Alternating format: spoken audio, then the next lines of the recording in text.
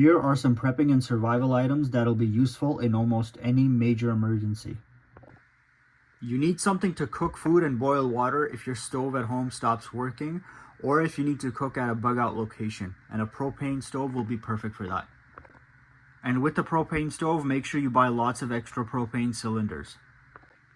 Say you have to leave your house due to an emergency. Maybe you'll end up having to sleep outside on the ground. A sleeping bag is a must-have item for situations like that. Anyone who goes camping should have sleeping bags at home, but if you don't, then consider buying some for you and your family members.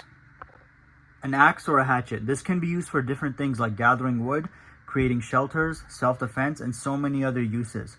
It's one of those tools you absolutely need to have because it'll always come in handy, especially if you're out in the bush. There aren't really any good substitutes for an axe or a hatchet. NOAA radios.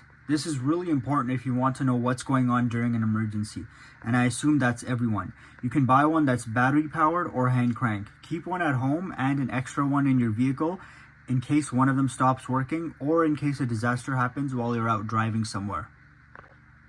Antibiotics and over-the-counter medication. For over-the-counter medication, make sure you have things like Tylenol, Advil, Gravol, and Benadryl.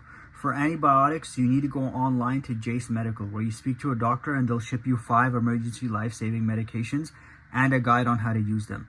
That'll come in handy if there's an emergency and hospitals get overrun. We already have a shortage of medical personnel and antibiotics, and if an emergency happens, it'll make it 10 times worse.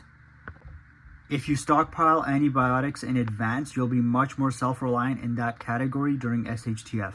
I'll have the link in my link tree for Jace Medical and a discount code if you want to check it out.